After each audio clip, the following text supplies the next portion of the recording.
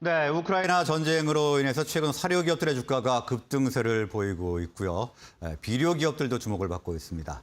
오늘은 이들 기업에 대한 분석을 해보고 화학 기업에 대한 투자 전략도 알아보는 시간 갖겠습니다. 자, 그리고 중국이 상하이에 이어서 베이징도 봉쇄할 것이라는 우려가 커지고 있는 가운데 앞으로 전개 방향에 대해서도 알아보도록 하겠습니다. 케미컬 에너지 투자자문의 차홍선 대표, 강혜경 고문 나오셨습니다. 두 분 어서 오십시오. 네, 안녕하십니까? 네, 안녕하십니까? 자, 먼저 차홍선 대표님. 자, 사료 기업들이 이제 테마주까지 형성이 되면서 급등세를 보이고 있는데요. 자, 원인 어디 있다고 좀 봐야 될까요?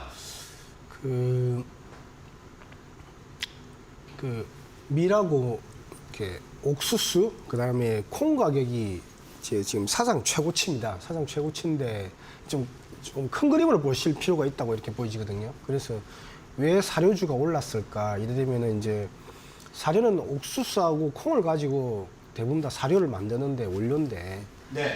근데 이제 그거를 원료를 바탕으로 제품 가격이 이제 다음에 증가된다는 그런 논리잖아요. 그래서 사료 가격이 이제 사료 기업들이 이제 급등을 했는데 이렇게 유동성이 2020년 이후부터 이렇게 풍부해지면서 어떤 일이 벌어지냐면은 풍부해지면서 그런데 이런 석유라든지 가스라든지 이런 기업들 비료 쪽에서 투자가 일어나지 않았어요. 투자가 많이 급감했거든요.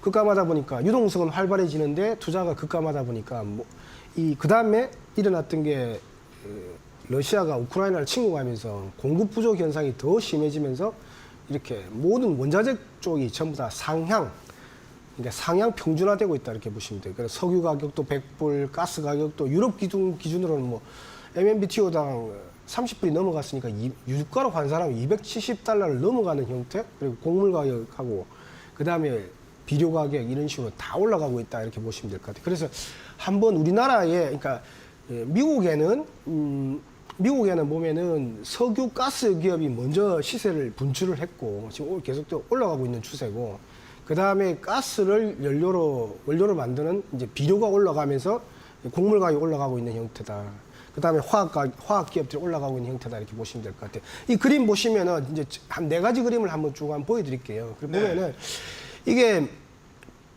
이제 시가총액 30조 대는 이게 모작이라는 기업인데, 모작이 보면은 거의 한 25조 원, 밑에서부터 보시면 알겠지만 5조 원에서 25조 원까지 5배 올라가고 있는 형태입니다. 근데 이제 흔히들 보면은 시가총액이 클 때가 한 65조까지 올라갔는데 지금 현재 한 30조밖에 안 된 거니까 나중에 뒤에 보시면 알겠지만 비료 가격은 사상 최고치예요.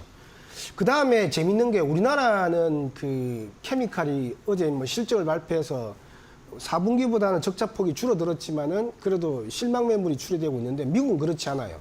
오히려 4분기보다 1분기가 좋아지면서 다우케미칼 같은 경우 주가가 약간 우상향하고 있는 형태. 그러니까 에틸렌 가격이 사상 최고치라는 거죠. 그런 관점에서 보면은 석유, 가스 다음에는 비료, 그 다음에 곡물 기업, 그 다음에 화학 기업들 순으로 이렇게 순차적으로 이렇게 시세가 이렇게 올라갈 수 있다 이렇게 보는 거죠. 그래서 보면은 그 전에 한번 보시겠습니다. 그 전 그림 보시면은 전 그림 보면은 요 그림인데 요 그림 보면은 이 밀하고 옥수수, 콩이 사상 최고치인데 비료 가격이 사상 최고치예요. 이게 무슨 소리냐면은 곡물은 60% 정도가 연료가 비료로 만들어요. 비료를 줘야 곡물이 생산되는 그런 구조예요. 그러면 비료는 다음 주 보시면 되는데, 비료는 그럼 왜 어떻게 움직이냐면 비료는 가스로 비료를 만들어요. 그러다 보니까 석유와 가스가 올라가게 되면은 이렇게 비료 가격이 급등하고 곡물 가격이 급등하는 형태를 보이는 거예요.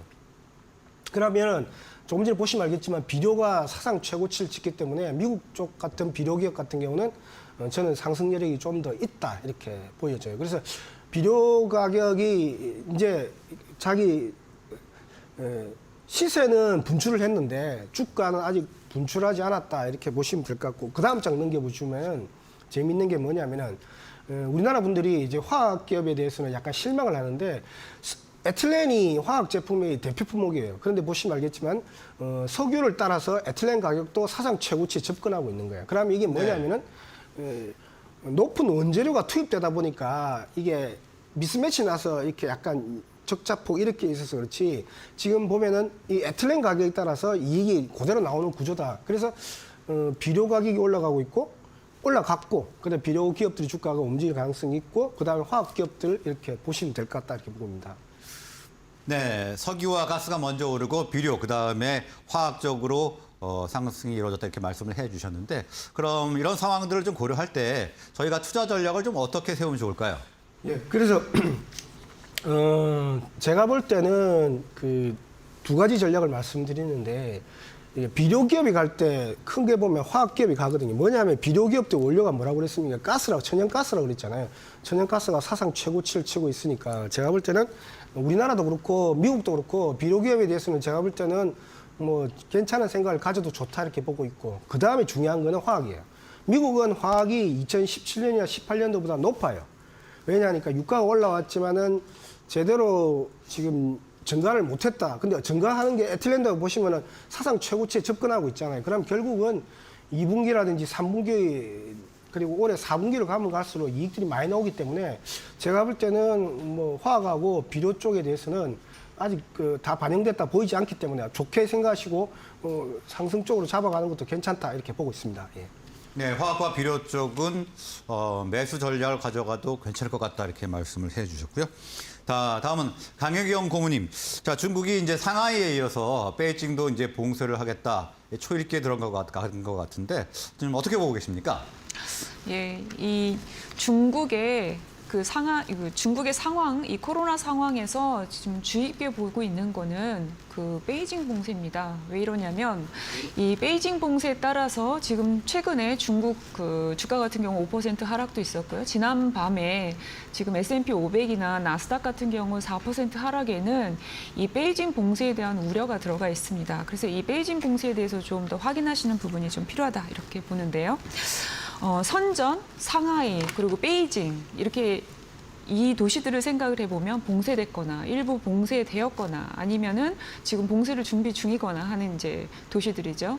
그 상하이 때는 1,000명 그 확진자가 1,000명 단위 올라올 때 되고 나서 검사 그리고 이 확진자에 대한 이 격리 이런 거를 진행을 했었습니다. 그런데 베이징은 지금 사실 확진자 수가 그렇게 높지는 않아요. 그런데 이 베이징이 이렇게 높지 않은 상황에서 이 자가 진단, PCR 검사를 진행하겠다라고 해서 지금 중국 당국이 이제 얘기를 한 상황이기 때문에 상하이를 연상하면서 지금 베이징까지 봉쇄가 되면 경제적인 이 여파 이거를 우려한다 이렇게 좀 보시면 됩니다. 그래서 상하이 때는 의약품이나 생필품, 이제 보급품들이 좀 지급되는 게 좀 어려움이 있었다. 이렇게 많은 이제 내용들을 좀 언론을 통해서 보셨을 텐데 지금 베이징은 이러한 부분들을 좀 보완해서 대책을 마련해서 계획을 세우고 있다. 이런 내용들이 좀 나오고 있습니다. 그러니까 베이징은 초기에 지금 이렇게 준비를 한다. 이렇게 보시면 되고요. 그리고 우리가 이제 중국 그러면 제로 코로나 이제 이 정책을 펼쳤는데 델타 때는 제로 코로나에 대한 게 좀 더 이제 이해가 될 수 있는데 오미크론은 전파력이 높기 때문에 일단 중국은 이 오미크론 때문에 확진자 수가 지금 좀 늘어날 수 있다 이렇게 보고 있습니다. 네, 중국도 이제 확진자 수가 늘어날 가능성이 높다 이렇게 말씀을 해주셨는데 중국 정부가 어떤 목표를 가지고 이제 관리를 하겠다 이렇게 밝혔는데요. 어떻게 지금 대응을 하고 있나요?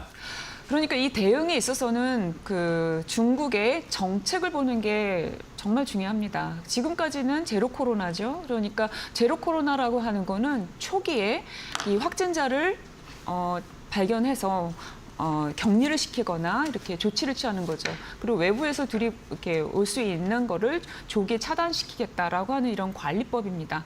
그런데 최근에 이 중국 그 시진핑 주석이 보아 포럼이죠. 여기에서 얘기한 거에 대부분의 언론은 이제 러시아, 우크라이나 사태, 미국과의 관계 뭐 이런 데 이제 집중적으로 이제 관심을 많이 가졌는데 여기서 중요한 얘기가 나온 게 있습니다.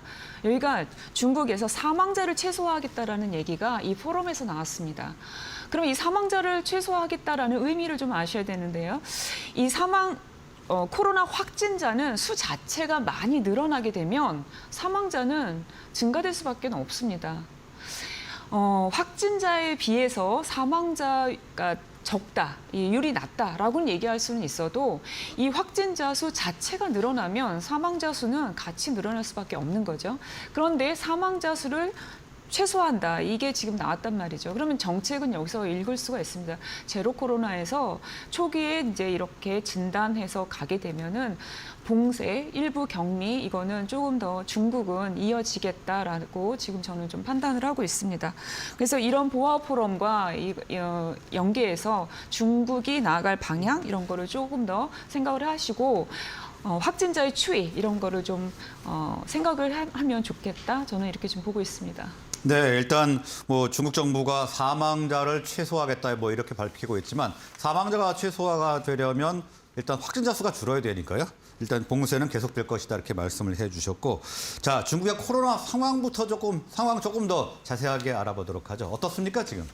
그러면 이제 이게 앞으로 이제 중국이 어떻게 해결이 될 것인가 하는 게 이제 우리가 궁금한 부분이잖아요. 그러면은 봉쇄를 지금 다른 국가들, 그 미국이나 유럽 그리고 중국의 형태를 좀 비교해 볼 필요가 있습니다.